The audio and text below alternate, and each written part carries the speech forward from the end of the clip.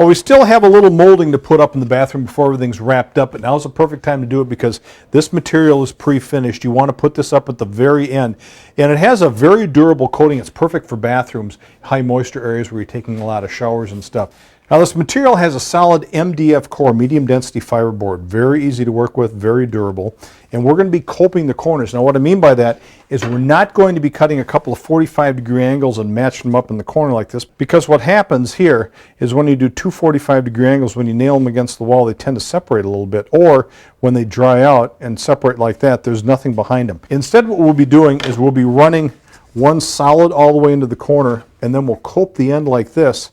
And when we put the two together in the corner, what happens is you end up with all this solid material that continues into the corner, so any shrinking is really minimized by all that other material behind it. Let me show you what I'm talking about.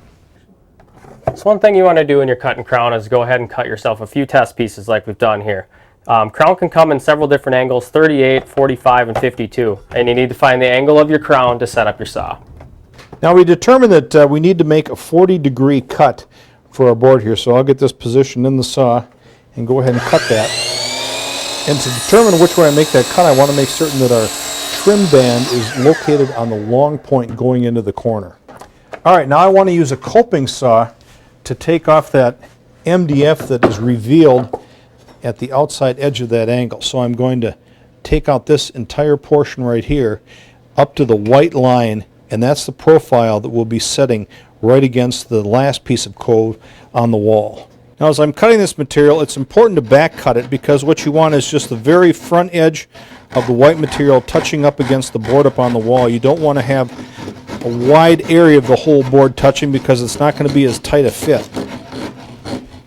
Now another way that we've done this in the past is with like a 1-inch belt sander. You can really take off the material a lot faster. It's just kind of a personal preference thing. Yeah, you know, obviously you want to be very careful when you're working on this, but it does have a nice tough finish, so you really don't have to worry too much about digging it up if you're careful. And what's nice about this material is it comes in 16-foot lengths and it's always just perfectly straight every time. That's a nice thing about a manufactured product like this. You don't have to worry about it hooking or curving as you're trying to follow the line of the ceiling. So you can see by coping like this, when you put the piece you're going to butt into, you just have a lot more coverage if this board to my right here actually goes behind the cope rather than meeting it directly in the corner in the miter.